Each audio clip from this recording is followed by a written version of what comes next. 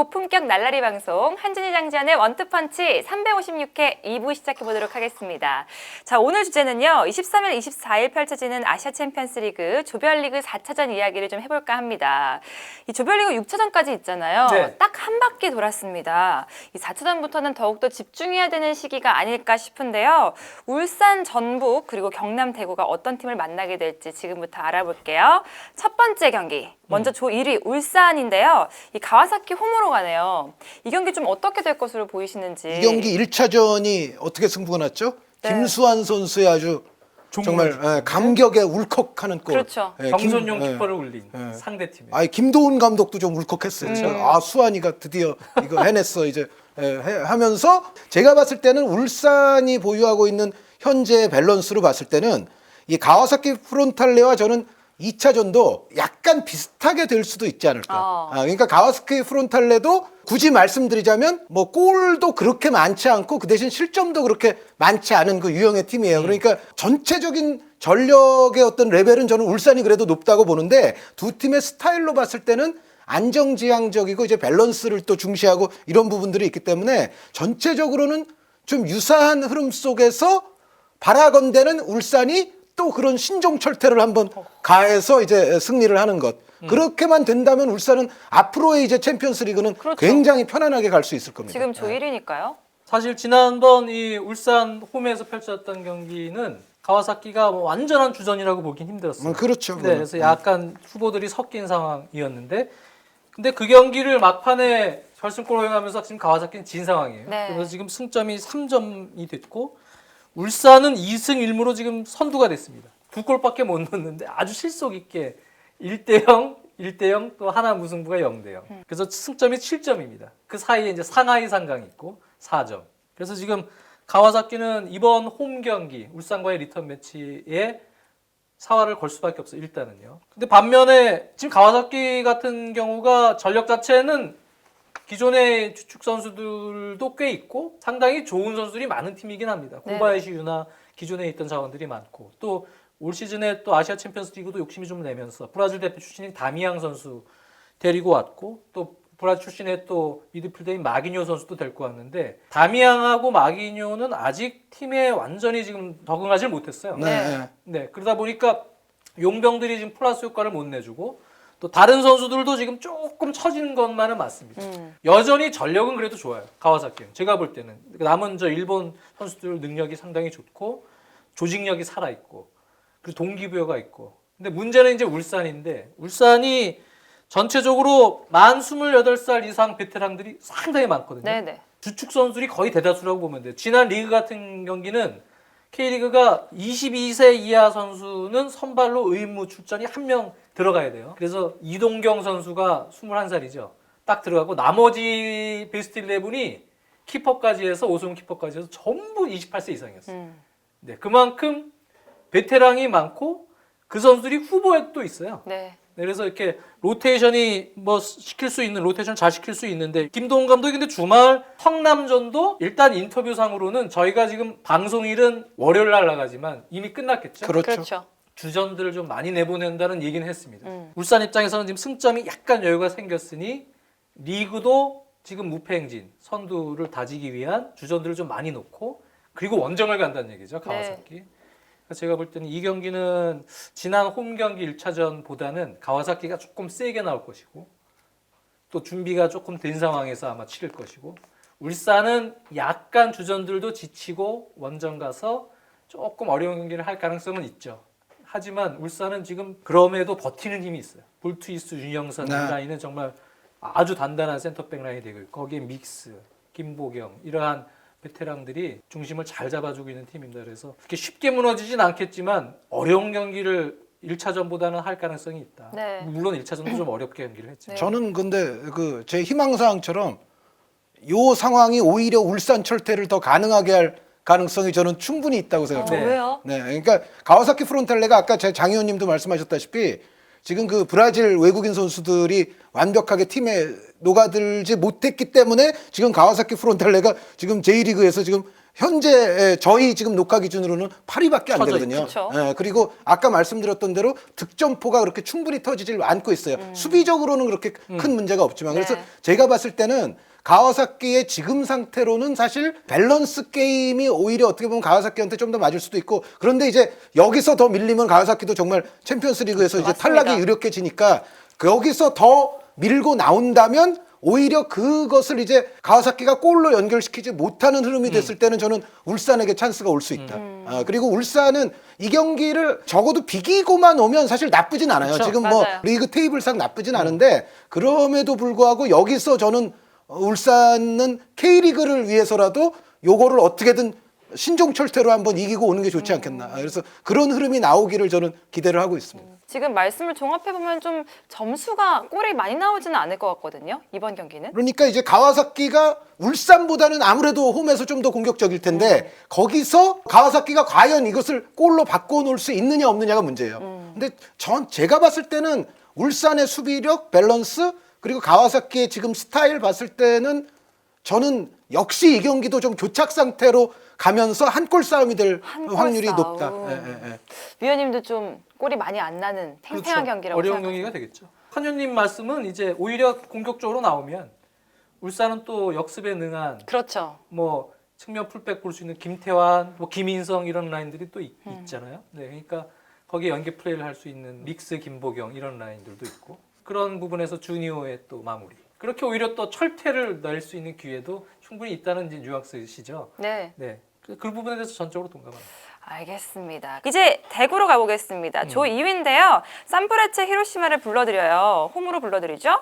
바로 지난 경기 맞대결에서는 2대 0으로 패했었는데 이번 경기에서는 서력할 수 있을지 좀 어떻게 보시나요? 요 조는 요거는 설명을 좀 해드려야 되는데 이 조가 광저우 에버그란데, 대구, 산프레체 히로시마 그리고 멜보른 빅토리가 있는데 멜보른 빅토리는 빵점. 네. 위에 세 팀이 6점으로 똑같아요. 2승 1패로 예, 똑같은데 요럴 때 어떻게 하느냐? 이거는 이제 유럽 챔피언스 리그도 마찬가지지만 이렇게 됐을 때는 이게 상대 전적인데 그럼 두 팀 상대 전적은 뭐 따지기가 쉬울 것 같은데 세 팀 상대 전적은 어떻게 해요? 이럴 때는 멜보른 빅토리를 제외하고 세 팀 간의 리그 테이블을 만드는 거예요. 네. 그러니까 세 팀 간의 미니 리그가 또 되는 겁니다. 원래는 네 팀이 리그를 하지만. 그래서 그렇게 됐을 때 지금 순위가 광저우, 대구, 히로시마 순으로 나오는 건데 이게 왜 그러냐면 멜보른은 제거하고 세 팀 간 봤을 때 승점은 똑같잖아요. 세 팀이 서로 물고 물리는 승점은 그렇죠. 똑같은데 골을 3골씩 득점한 것이 광저우와 대구예요. 그리고 히로시마 산프레체는 2골밖에 득점을 못했어요. 그러니까 세 팀 중에서는 히로시마가 무조건 꼴찌예요. 그럼 광저우와 대구는 어떻게 이게 순위가 나왔느냐? 광저우의 3골 중에는 원정골이 하나 있어요. 네. 그게 이제 대구한테 와서 넣은 골이에요, 사실은. 그러니까 광저우가 지긴 했지만 광저우가 1위고 대구를 2위로 만든 거예요. 그래서 이 상대 전적 미니리그 했을 적에 정말 나중에 그러니까 멜보른 빅토리한테 발목 잡히면 팀은 무조건 탈락이 유력하지만 멜보른 빅토리가 계속 이렇게 못한다고 쳤을 때는 세 팀 간의 원정골 하나도 굉장히 중요할 수 있다. 그러니까 미니리그에서 지금 골 하나 부족해서 히로시마가 3위로 쳐져 있고 원정골 하나가 있기 때문에 광저우는 1위에 가 있거든요. 그래서 이제부터는 정말 대구 입장에서는 한 골 한 골이 정말 소중한 경기가 돼야죠. 그리고 이 경기에서 대구는 정말 승부를 걸어야 됩니다. 그 홈 경기에서 이 히로시마를 넘어서지 않게 되면은 그 이후에 이제 대구의 일정은 상당히 가시밭길이 될 것이다. 대구 입장에서도 이 경기는 정말 무슨 일이 있어도 잡을 생각을 하고 있을 텐데 그런데 다만 그럼에도 대구가 이 히로시마를 상대로 좀 쉽지는 않아 보이는 이유가 뭐냐면 히로시마 산프레체가 지금 J리그에서 현재 1위인데 11골을 리그에서 득점하고 3골을 실점했는데 이게 J리그 최소 실점이에요. 네. 그러니까 이 팀은 대구와 아주 똑같습니다. 대구처럼 3백을 쓰면서 두 팀 간의 포메이션과 스타일이 아주 유사해요. 그래서 이제 어떤 현상이 나오냐면 대구가 통상 이제 K리그에서 아주 멋들어진 화력을 뽐낼 때는 상대가 오히려 좀 공격으로 올라와주는 상황을 제가 이제 알파신에서 저번에 대구 전술을 보여드렸다시피 한번 끊어내는 순간 김대원, 세징야, 에드가로 이어지는 정말 전광석화 같은 플레이가 나오면서 그렇죠. 좋은 경기를 하잖아요. 그런데 문제는 히로시마도 그런 상황을 노리고 있는 팀이라서 이게 서로 스타일이 유사한 면에서 또 대구가 좀 어려움을 겪는 거예요. 거기서 오히려 이제 1차전 같은 경우에는 정교함이랄지 그런 부분들이 오히려 히로시마 쪽이 좀 더 좋았기 때문에 대구가 결국은 2골을 실점을 했거든요. 그래서 이번 경기도 대구에게는 굉장한 이제 시험 무대가 되는데 포인트는 뭐냐면 대구가 전광석화 같은 역습 말고 지공 상황에서도 뭔가 상대를 넘어설 수 있느냐. 요게 이제 본격적으로 시험 무대에 크게 오르는 한 판이다 이렇게 보여집니다. 지금 대구는 제일 문제가 되는 게 이제 체력이잖아요. 히로시마 원정 갔을 때도 선수들이 몸이 상태가 많이 무거워져서 네. 얇은 스쿼드. 쯔바사, 정승원, 김대원, 세징야, 에드가 뭐 항상 비슷한 라인업. 김준현 윙백, 김준엽 선수. 그러한 라인들이 비스트 11 체제가 계속 유지가 된 채 지금 가고 있기 때문에 산프레체도 챔피언스리그 포함해서 지금 7연승인데 최근 그 7경기 7연승 중에 5경기가 무실점이에요. 한 네네. 의원님 말씀대로 수비 조직력이 워낙 탄탄하고 공격 패턴을 지금 한 경기를 치러봤기 때문에 안드레 감독이 이제 파악이 됐을 겁니다. 조금 더 자세하게. 조금 유사한 부분도 있어요. 더글라스라는 체격 조건이 좋지만 발밑이 좋은 이 브라질 용병이 있어요. 그 선수가 약간 에드가처럼 움직여주면서 컨트롤하고 공격, 슈팅에도 가담하는 이 원톱이 있고요. 또 이선의 와타리 같은 선수. 예, 예. 이런 또 약간 김대원하고도 스타일이 비슷한 굉장히 네. 비슷해요. 네, 예, 예. 그런 선수가 있고요. 그리고 오른쪽 윙백에 그 스웨덴 대표 출신인 이 살로몬슨 같은 이 선수가 공격 지원을 많이 하거든요. 그런 득점까지 가담하는. 그렇죠. 예, 예. 또 김준엽처럼 활동량도 있고 공격 가담을 자주 하고 기술적인 역량도 있고 있는데 전체적으로 보면은 뭐 스타일은 좀 다르지만 뭐 플레이 스타일이 역시 실리적인 그런 운영 속에서 산프레치가 성적을 내는 팀이고 결국은 체력 싸움이에요. 그래서 주말에 포항전이 있거든요. 근데 저희 지금 방송 나가는 거는 포항전이 끝났기 그렇죠 또. 예. 근데 안드레 감독은 지금 한위원님 얘기대로 지금 2승 1패 세 팀 접전인 상황에서 뭐 끝까지 가서 그게 똑같은 승률이 될지 가능성은 그렇게 높지는 않지만 어쨌든 이 경기 승점 6점짜리 경기인 거예요. 네. 너 죽고 나서 이 경기 하나로. 그러니까 안드레 감독도 포항전은 로테이션 어떻게든 시켜서 주축 선수들은 조금 쉬게 할 가능성이 있다. 일부겠지만 그렇죠. 부분적인 로테이션밖에 못합니다 지금 대구 스쿼드 자체가. 그래서 이 경기를 준비해야 되는데 역시 믿고 있는 건 홈입니다. 쿵쿵골. 쿵쿵. 쿵쿵골. 또 쿵쿵골. 거의 꽉 찰 것 같아요. 그래서 여기서 그 열기를 집산해서 선수들에게 힘을 줘야 되는 아주 중요한 경기고 네. 홈팬들의 힘이 정말 이 경기는 절실하게 필요합니다. 그래서 워낙 산프레체 히로시마가 수비 조직력이 좋고 수비 전환이 빠르기 때문에 갖춰놓으면은 공간이 잘 안 보여요 이 팀이. 그래서 상당히 깝깝한 팀입니다. 근데 역시 말씀해 주신 대로 빠른 전개만 잘 될 수 있으면 네. 빈틈도 있는 팀입니다. 어쨌든 그런 한 골 승부 가능성이 높은데 하나를 잘 만들고 또 수비 집중력 잘 발휘해서 지키고 그래서 어떻게든 승점만 따오면 되는 경기예요. 이 경기는.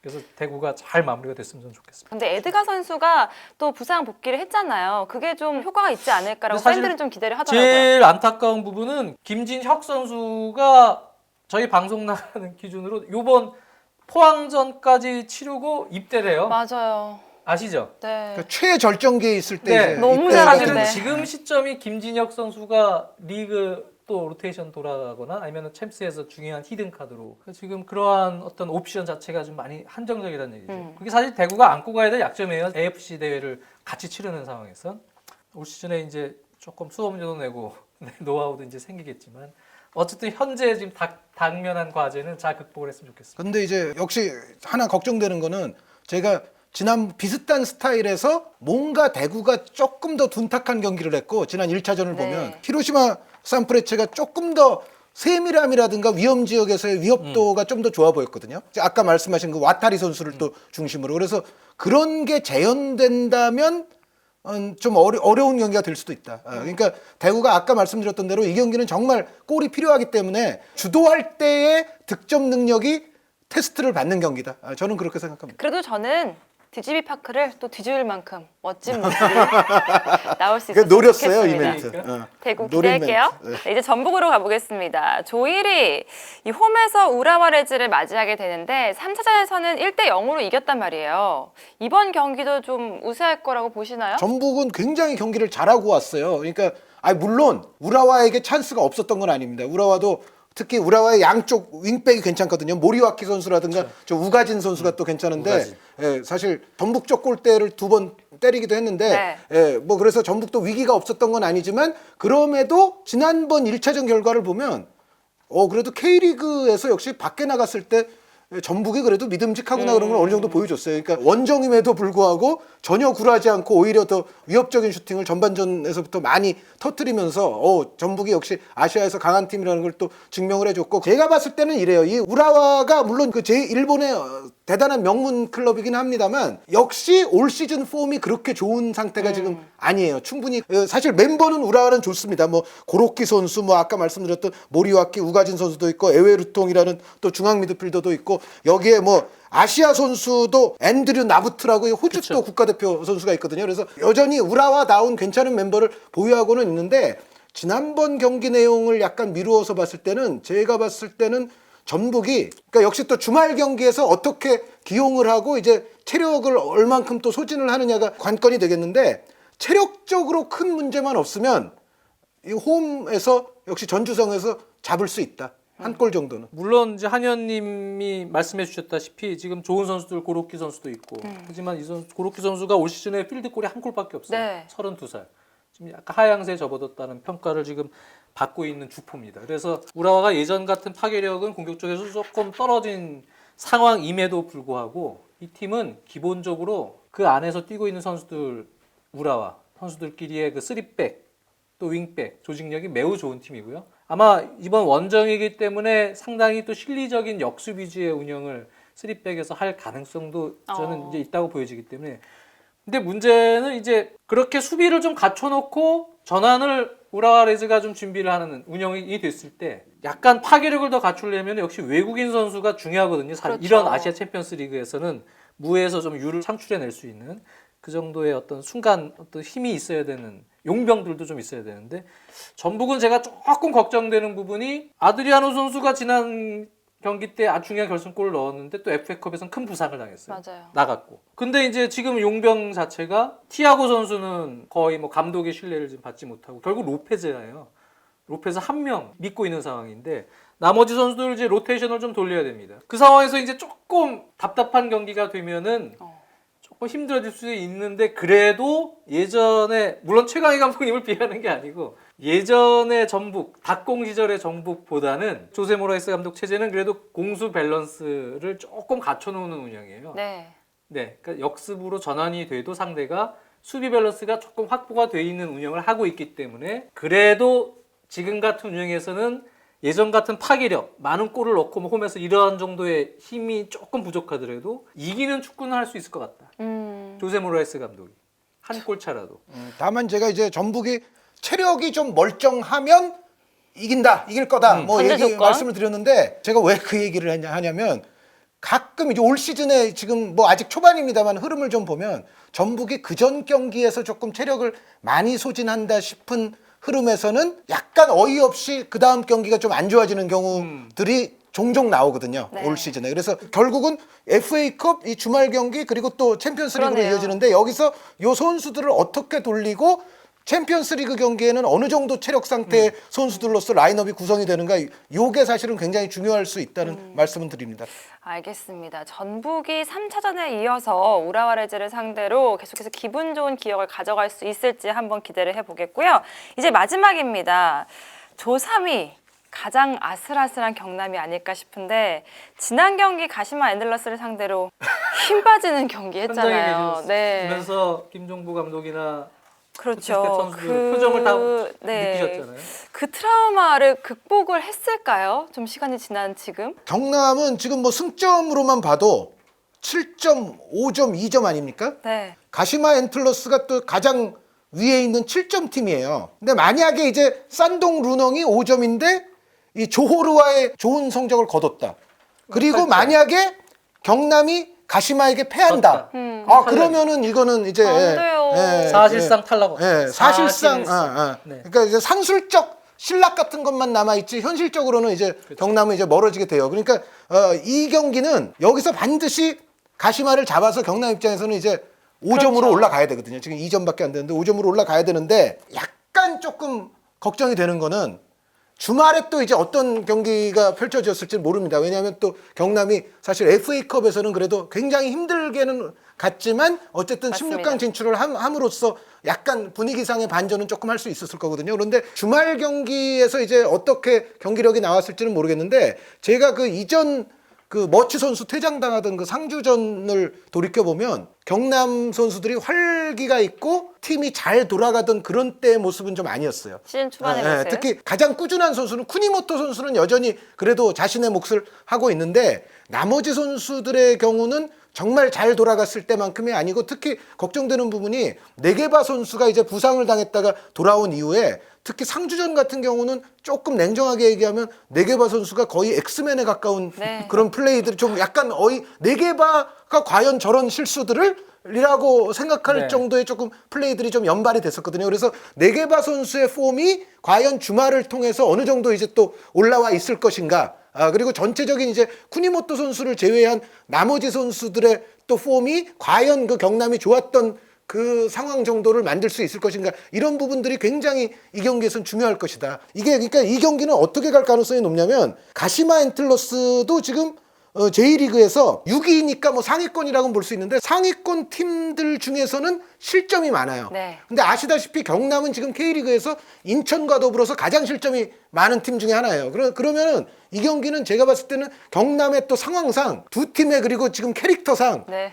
난타전이 될 확률이 높다. 그런데 경남의 공격 자원들의 폼이 좋지 않을 경우에 과연 그 난타전 그리고 좀 발이 느리고 불안한 수비 조직 여기서 경남이 그 골 대결 속에서 살아남을 수 있을 것인가. 비슷합니다. 주말에 지금 경기가 끝났겠지만 수원 삼성전. 네, 홈에서 이제 열리죠. 챔피언스리그 이제 중요한 건 조던머치가 어차피 지금 리그 징계를 받았기 맞습니다. 때문에 챔피언스리그 올인입니다. 조던머치는. 그러니까 조던머치가 정말 중요한 존재가 됐고 쿠니와 김승준. 제가 보면 걔 셋이 해줘야 돼요. 말씀해 주셨다시피 가시마도 지금 최근에는 득점원이 그렇게 확실한 상황이 아니에요. 네, 그러니까 상당히 공격력이 좀 부진하고 우리 1차전 경남전 때 보셨다시피 권순태 키퍼 지금 부상으로 나가 있거든요. 그렇죠. 소가타 키퍼가 대신 들어오지 않았습니까? 거기에 지금 이누카이 선수가 지금 퇴장을 당하면서 징계예요. 이 팀도 지금 완전한 상태라고는 볼 수 없어요. 제일 후방에 좋은 키퍼가 지금 빠져 있고. 그래서 전체적으로는 한번 그래도 해보만 하지 않을까. 거기서 더 플러스가 되면 네게바 선수까지 조금 살아나주면 좋은데 그래도 해볼만 하진 않겠냐. 냈으면 좋겠는데 지금 상황이 정말 힘듭니다. 왜 상대는 쿠니모토가 지금 사실 중심이라는 걸 이미 다 알아버렸어. 네, 같은 일본인이잖아요. 그다음에 조던머치가 그날 또 골 넣었잖아요. 견제 들어갈 거고 김승준 움직임 벌써 이 친구들도 일본 가시마도 지금 파악이 다 돼 있기 때문에 쉽지 않은 경기지만 또 선수들이 좀 많이 지쳐 있고. 사실 저는 또 제가 그냥 보는 입장에서는 이 경기를 제가 직접 직관을 했잖아요. 전체적으로 봤을 때 90분 동안은 경기력 나쁘지 않았거든요. 경남이. 어유 나쁘지 않았죠. 네. 막판에 굉장히 이상하게 잘했거든요. 70분까지만 해도 괜찮았죠. 그러니까. 네, 그렇기 때문에 경남이 이렇게 구단 최초로 또 아시아 챔피언스 리그에 갔는데 계속해서 좋은 흐름을 가지고 끝까지 좀 갔으면 좋겠다는 마음이 있습니다. 근데 기본적으로는 제가 이 두 팀이 모두 공이 실점이 좀 많다고 말씀을 드렸는데 자국 네. 리그에서도 그렇지만 지금 챔피언스 리그에서도 가시마는 7득점 5실점, 경남은 5득점 6실점, 그리고 산동 루농도 6득점 5실점. 그러니까 전체적으로 이 조는 약간 혈전이 벌어지는 맞아요. 거기서 결국은 제가 봤을 때는 골을 더 넣는 쪽이 결국은 좀 살아남을 가능성이 있다. 알겠습니다. 이렇게 아시아 챔피언스 리그 조별리그 4차전에 대해서 이야기를 나눠봤고요. 이제 좀 K리그의 소식들 한번 짚어보도록 할게요. 네, K리그에서 가장 핫한 선수를 꼽자면 뭐 세징야 선수가 아닐까 싶어요. 이달의 선수상까지 또 3월에 받기도 했었는데 세징야 선수의 활약 좀 요즘에 어떻게 보세요? 그 스테징야 선수는 적어도 지금까지는 K리그 넘버원 선수임에 틀림이 없습니다. 근데 아주 최근으로 오면 올수록 그러니까 또 주말에 어떻게 됐을지 모릅니다. 근데 아주 최근으로 오면 올수록 조금씩 이제 힘에 붙인다는 인상을 조금 받아요. 그러니까 그만큼 그렇죠. 이제 경기가 대구가 많으니까. 전술적으로 그리고 세징야 의존도가 많고 이 세징야 선수는 외국인 공격 자원이면서도 이 선수가 또 많이 격찬을 받는 이유는 수비 가담도 상당히 많이 해주고 그리고 전방에만 머무르는 게 아니라 후방 플레이메이커 역할까지 뭐 이것저것 안 가는 데가 없고 그러다 보니까는 사실은 대구의 전술에 있어서 세징야 선수의 체력이 분명히 이게 약간 무리가 가지 않을 수가 없거든요. 그런데 그렇다고 세징야가 없으면 또 이제 대구가 게임이 또 성립을 또 안 할 수 있기 때문에 그 계속 이제 세징야 선수가 중용이 되기는 돼야 되는데 이 세징야 선수를 어떻게 그래도 대구가 조금 관리를 해줄 거냐, 관리를 하면서 이제 시즌을 보낼 거냐라는 어떤 본격적인 화두가 아마 이제는 좀 던져줘야 될 때가 아닌가. 예, 그런 약간 힘들어하는 기색도 조금 감지가 되거든요. 어쨌든 뭐 FA컵에서는 또 세징야를 한번 이렇게 빼주기도 했고 뭔가 이렇게 조절하려는 모습은 보이긴 하는데 대구 선수들이 정말 하드캐리로 많은 경기를 하는 건 사실인 것 같아요. 그럼요. 뭐 최고의 활약이었죠. 뭐 여러 가지 의미에서는 3월의 선수로 뭐 유상훈 키퍼도 많은 표를 받았고 했지만 네. 화두는 제가 볼 때 대구 FC 세징야였다고 보여져요. 네, 그만큼 축구 K리그 열기를 끄는 데 있어서 제일 큰 몫을 차지했고 세징야 선수는 이제 한현님 말씀드린 대로 관리를 잘 시켜서 이 폼을 계속 끌고 갈 수 있느냐 이제 중요해졌습니다. 네, 이렇게 세징야에게는 봄이 왔는데 인천의 봄은 정말 짧았던 것 같습니다. 이 안데르센 감독이 상호 합의하에 감독직에서 물러나게 됐고 또 임중용 감독 체제로 60일간 단 60일간 또 이렇게 벌어지게 됐는데 B급 라이센스가 네. 없어요. 네, 그래서 임시로 이제 감독 대행을 한 60일간 하기로 했는데 뭐 인천 팬들 입장에서는 계속 많이 봐왔던 패턴이잖아요. 네. 한 시즌을 제대로 딱 소화한 감독이 예전에 장혜룡 감독이랑 김봉길 감독 정도 그렇죠. 외에는 계속 이제 이런 순환사가 이어졌었습니다. 항상 시즌 중에 그렇죠. 시즌 중에. 그래서 안데르스 감독도 지난 시즌 막판에는 진짜 생존왕 인천을 끌어서 딱 살려놨지만 올 시즌에 초반에는 1승 1무 잘 나가다가 계속 연패 또 많은 실점 무너졌어요. 근데 기본적으로 지금 선수층 자체도 많이 무너져 있고 무고사가 나가니까 공격이 안 되고. 근데 이제 임중용 감독 대행 체제에서는 이제 확실히 변화를 좀 주려는 노력들은 분명히 있을 것 같습니다. 물론 주말 경기가 어떻게 이제 상황이 됐는지는 모르겠지만 예를 들면 전남 시절에 골을 많이 넣었던 허용준 같은 선수. 지금 네. 김보섭 선수가 무고사 대신 나오지만 공격력이 좀 취약하면 허용준 같은 선수를 약간 전남 시절에도 9골 넣었잖아요. 지난 시즌에. 공격적으로 좀 득점에 가담할 수 있게끔 역할을 좀 바꿔줄 수도 있고. 또 김진야 선수를 측면 풀백에서 약간 윙어로 좀 올리면서 공격 변화를 좀 시킬 수도 있고. 아마 기존에 있는 선수로 조금 변화를 줄 수 있는 이러한 운영도 임중용 감독 대행은 시도할 수 있다. 네. 그런 상황에서 그런 변화가 이제 결과적으로 어떻게 나오겠느냐. 아마 주말 이제 서울전은 끝났겠죠. 네. 저희 지금 녹화 기준으로는 아직 안 했지만 그런 결과에 따라서는 조금 희망이 보일 수도 있고 또 역시 스쿼드의 지금 한계가 좀 많이 심각하구나라는 좀 그런 힘든 상황이 이어질 수도 있는데요. 네. 빨리 좀 좋은 날이 오길 바랍니다. 네, 말씀하신 대로 이 감독은 계속 바뀌는데 인천의 상황은 계속해서 이어지는 것 같거든요. 이럴 때 팬들은 그럼 당면한 과제는 무엇인가, 어떻게 문제점을 해결해야 될까 이렇게 물어본다면 그걸 너무 어려운 질문을 저한테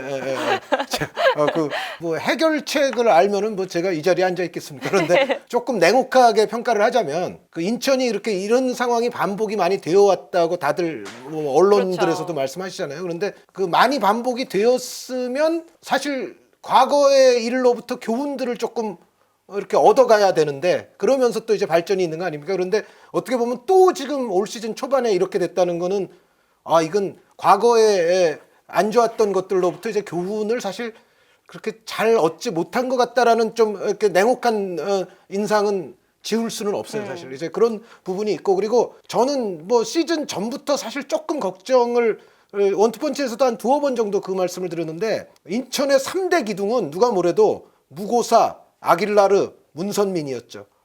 그런데 이제 세 명이 지금 한 명 부상이고 두 명 갔네요. 그러니까요. 예. 그런데 이제 그랬을 적에 이제 정말 이 아길라르 문선민 선수가 없어도 될 정도로 팀 스타일을 아예 뭐 예를 들어 바꾸고 거기에 정말 적합한 선수들을 또 영입을 해서 뭔가 그렇게 가든지 아니면 비슷한 팀 스타일의 문선민과 아길라르 역할을 유사하게 대체할 수 있는 선수가 왔든지 뭐 결국은 그렇게 됐어야 되거든요. 네. 근데 냉정하게 봤을 때는 역시 그런 부분에서는 조금 좀 미흡했던 것 같아요. 그러니까 지금 사실 뭐 부상인 선수들도 있지만 전체적으로 이른바 좀 리빌딩이 된 선수들이 사실 인천 팬들의 기대치만큼 부응해주지 못하고 있거든요. 그래서 그런 부분에서도 뭔가 계획성이랄지 과거의 일로부터의 아까 말씀드린 교훈이랄지 이런 거를 앞으로는 인천이 좀 갖고 가야만 한다라는 말씀은 드리고 싶어요. 제주가 승리가 없는데도 인천보다 1승을 거둔 인천보다도 네. 위에 있거든요. 제주는 이제 조금 올라오지 않을까요? 초반에 이제 원정 경기만 쭉 치렀거든요. 6연전을 저희 하고 녹화 기준으로는 6연전이었죠. 6연전하고 그리고 그 다음에 이제 홈 경기 하나 녹화 기준으로 했는데 홈 첫 경기 전북전이었죠. 전북전을 또 했으니까 전북은 또 강팀이었죠. 지금부터는 홈 연전이에요. 그러니까 이제는 홈 경기 와서 좋아질 거예요. 멤버들이 좋아요, 사실은. 네. 정말 이제 시급한데 네. 다만 이제 이것도 전에 한번 드린 말씀이지만 찌아구 선수의 결정력은 약간 저는 여전히 의문부호가 좀 있고요. 그럼요. 그리고 마그노 선수 아주 좋았을 때는 K리그에서도 아주 상위권 외국인 선수였음이 틀림이 없는데 올 시즌에 제가 봤을 때 마그노 선수는 역시 아주 절정일 때만큼의 폼은 아니고 약간 애매모호해요. 좀. 예, 그래서 찌아구 마그노 결국은 그 두 선수가 뭔가 해야 제주가 더 강력한 팀이 될 수가 있는 거죠. 그런데 아직까지는 이 두 선수 쪽에서 그렇게 시원스레 되지는 않고 있다. 그래서 외국인 부분에 좀 제주 팬들은 조금 아쉬움이 있을 겁니다. 예. 알겠습니다. 이렇게 11위, 12위 하위권에 있는 제주와 인천의 얘기를 좀 해봤는데요. 지금 순위표를 살펴보면 두 분이 생각하실 때 이 자리는 좀 어울리지 않는다. 아니면 뭔가 주목해보면 더 올라갈 것 같다. 네. 아니면 내려올 것 같다. 뭐 이런 팀, 뭐 한 팀이나 두 팀 정도 꼽는다면 강원도 조금씩 이제 사실 경기 내용적으로는 좋아지고 있어요. 그리고 그래서- FA컵에서 제리치 선수가 득점들을 터뜨렸어요. 아. 그렇죠. 그거는 그래서- 강원에겐 굉장히 좋은 소식입니다. 전체적으로 이제 김병수 감독 스타일이 지리치 성향이 이렇게 딱 맞는 스타일은 아닙니다. 그래서 김지현 선수를 기용하고 있잖아요. 네. 근데 기존에 뭐 정석화라든지 측면 윙어들 빠른 선수들 중앙지향적 플레이 시키고 또 신광훈 같은 선수 거의 풀백 오버랩 아주 강화시키면서 아주 현대 축구의 역동적인 운영을 김병수 감독도 지금 계속 노력하고 있고 선수들도 이제는 많이 적응을 했다는 얘기예요. 그래서 강원 뭐 이런 팀들도 보면 전력적으로 지금 상승할 잠재성들이 상당히 높아요. 네. 그러면 사실 제주는 스쿼드가 좋아서 또 치고 올라갈 힘이 저력이 있고 사실 하위권 팀이라고 해봐야 다들 상위권 팀 발목들 잡을 수 있는 전력들이고 비슷비슷합니다. 그래서 지금은 거의 뭐 춘추전국 시대죠. 제가 한 가지 이제 포인트를 말씀드리자면 성남의 김민혁 선수, 네. 성남 김미혁 선수. 대구의 김진혁 선수 두 선수 입대. 네. 근데 이제 혁혁한 공을 여태까지 세우면서 이 그렇죠. 더블혁이 진짜 혁혁하게 공을 세우면서 초절정 폼이었거든요. 문제는 이제 성남 같은 경우는 정말 플레이메이커를 잃는 거예요. 맞아요. 그리고 대구는 뭐 아까 장 의원님도 말씀하셨지만 진짜 꼭 있어야 될 공격수 또 어떻게 보면 보조 득점원 역할을 반드시 해줘야 될 선수를 잃는 건데 이 두 선수가 혁혁이 너무 잘했었어요. 그래서 과연 이 두 선수를 뺀 성남과 대구는 또 어떻게 될 것인가? 오. 요것도 앞으로 좀 지켜보시면 좋을 것 같습니다. 그렇네요. 정말 4월에 이제 두 선수가 또 군입대를 하게 되는데 그 이후에 또 양 팀의 모습이 또 어떨지 한번 기대를 해보도록 하겠습니다. 상주도 마찬가지. 이제 신병들이 상주는 그렇죠. 그게 있어요. 진성욱, 류승우, 이찬동, 뭐 장호익, 강상우 이런 선수들이 이제 들어오게 돼 있거든요. 그러면은 상주 만만치 않을 것 같은데요. 다 상승자력이 있어요. 그렇습니다. 어쨌든 이렇게 K리그 얘기도 해봤고요. 그리고 아시아 챔피언스리그 4차전 프리뷰도 함께 해봤습니다. 저희 또 이제 마무리 지을 시간이 돌아왔네요. 그럼 인사드려보도록 하겠습니다. 정순주가 10회 연속 올킬하는 그날까지 한준희, 장지연의 원투펀치는 계속됩니다. 다음 시간에 다시 찾아오겠습니다. 안녕히 계세요.